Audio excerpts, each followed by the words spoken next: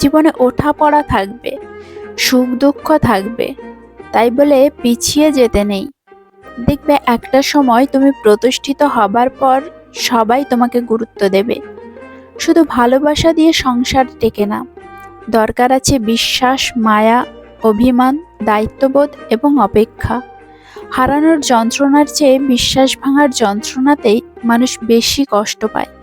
সিদ্ধান্ত নেওয়ার আগে একবার হলেও চোখ বন্ধ করে নিজের মনকে জিজ্ঞেস করো, কারণ চোখ মিথ্যে বললেও মন কখনোই মিথ্যে বলে না।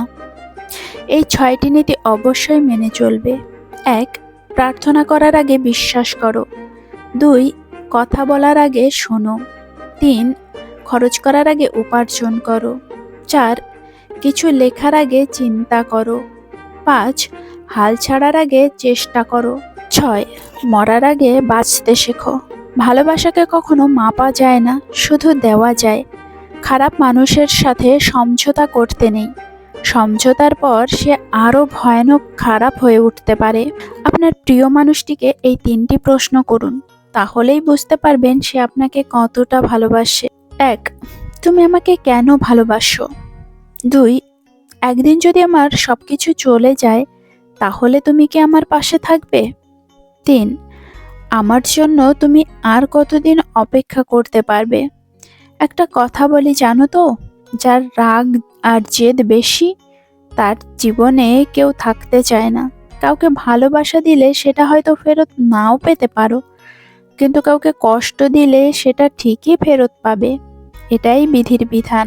জীবনে এমন কাউকে ভালোবাসো যে তোমাকে ভালোবাসতে না পারলেও সম্মান দেবে। একজন বিবাহিত নারীর জন্য সবচেয়ে নিরাপদ স্থান হচ্ছে তার স্বামীর বুক।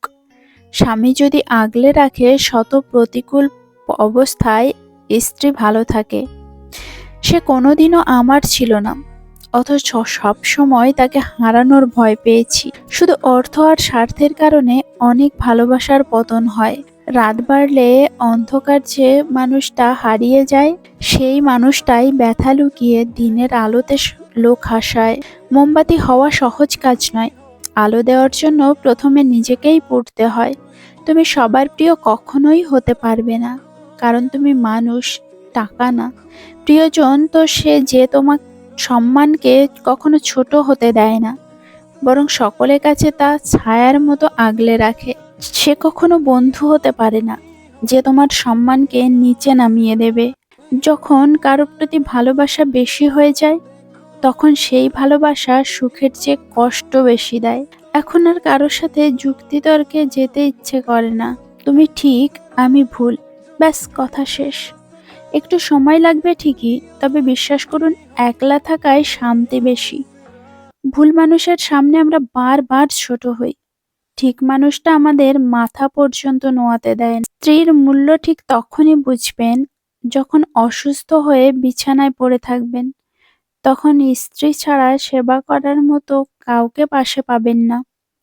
স্ত্রী হলো তার স্বামীর জন্য সবচেয়ে বড় শুভাকাঙ্ক্ষী। সফলতার গল্পটা তারাই লেখে যারা বারবার ব্যর্থ হয়েও আবার উঠে দাঁড়িয়েছে।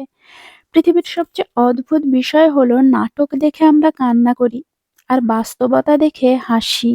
আয়নার সামনে দাঁড়ালে যেমন নিজের রূপ দেখা যায়, তেমনি মানুষের কাছাকাছি আসলে তার আসল রূপ দেখা যায়। প্রকৃত ধনী ব্যক্তি তো সে, যার কাছে সেই সব জিনিসগুলো বেশি আছে যেগুলো টাকা দিয়েও কেনা যায় না। দোলনা যতটা পেছনে যায় ঠিক ততটাই সামনেও আসে।